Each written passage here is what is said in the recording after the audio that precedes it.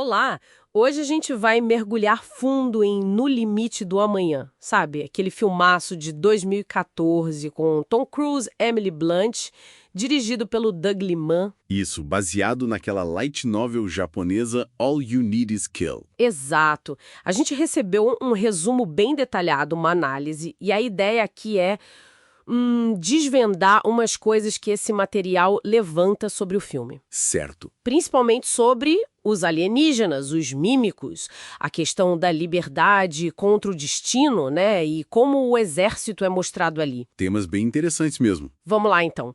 Começando pelos mímicos. O design deles nossa, foge total do comum, né? Completamente. Nada de humanoide ali. Lembra mais, sei lá, uns polvos mecânicos, cheios de tentáculos, energia, meio insetoide, talvez. Isso, mas o que pega mesmo, o que define eles é aquela habilidade de mexer com o tempo, não é? Exatamente. Eles têm, tipo, uma hierarquia temporal. Tem o ômega, que é o cérebro central, controlando tudo, e tem os alfas, que são as unidades táticas.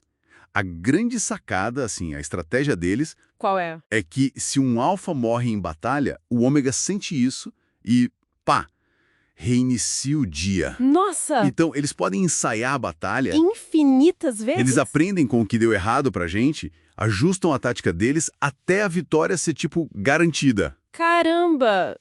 Isso faz deles um inimigo não só poderoso, mas um que aprende exponencialmente. Qualquer tática normal fica inútil, né? Precisamente. O material que a gente leu sugere que eles são quase a personificação da guerra adaptativa no extremo. É tipo um algoritmo vivo que quebra a doutrina militar clássica. Faz sentido. Simbolicamente, eles representam essas ameaças que parecem invencíveis, imprevisíveis, sabe? Que ficam mais fortes cada vez que a gente tenta lutar contra. Tipo, sei lá, pandemias ou o medo do desconhecido mesmo. E essa capacidade de resetar o tempo é o que joga o Cage naquele loop terrível. O que leva direto para outra questão: liberdade versus destino. Exato. Ele começa o filme totalmente sem escolha, né? Forçado a lutar. E aí, para piorar, fica preso revivendo o mesmo dia de batalha, morrendo sem parar. Parece puro determinismo. No começo parece isso mesmo, uma condenação total. Mas o paradoxo que a análise aponta é, fascinante. Que é? Que essa repetição forçada acaba virando a ferramenta para ele se libertar. Cada ciclo, cada morte, é uma lição brutal, claro, mas ele acumula conhecimento Ah, entendi. tático sobre o inimigo, sobre os aliados, ele começa a prever e até a manipular os eventos dentro do loop. Dado é conquistada, com muito sofrimento pela repetição e aprendizado forçado. Exato. Ele transforma aquela prisão temporal num campo de treinamento extremo. Só que essa liberdade tem um preço altíssimo, né? Sim, a gente vê isso na relação com a Rita Vrataski e no sacrifício dela, que entendia bem o peso disso tudo. Pois é. E tem também aquela tensão constante entre o poder que o Cage ganha e a estrutura militar super rígida, onde ele tem que operar. Uma estrutura que ele odeia no começo. E depois aprende a usar, né, ou até a contornar, Isso. para conseguir o que ele precisa. E essa tensão leva para o terceiro ponto, a representação do exército. Por um lado, é aquela hierarquia inflexível, obediência cega às vezes, e um comando que está totalmente por fora da realidade da linha de frente. Nem sabe do loop, sem dúvida. Mas o material também ressalta o outro lado. A camaradagem que surge ali no Esquadrão J, que é essencial. Verdade. E a forma como a disciplina, mesmo naquele ambiente hostil, transforma o Cage. De um publicitário medroso para um soldado super competente. O filme mostra bem essa dualidade da vida militar, então. Pode ser desumanizante, esmagadora, mas também é um lugar de pertencimento, de laços fortes, superação. Exatamente. Mas e como essa estrutura militar lida com um inimigo tipo os mímicos, que se adapta o tempo todo? Então, aí está uma crítica interessante que a análise levanta. As táticas militares normais, sabe? Baseadas em planejamento linear, execução, são totalmente inúteis contra um inimigo que reescreve a batalha a cada rodada. Não funcionam. Não, o filme sugere que para vencer ameaças assim tão adaptativas, você precisa justamente do que o Cage e a Rita fazem.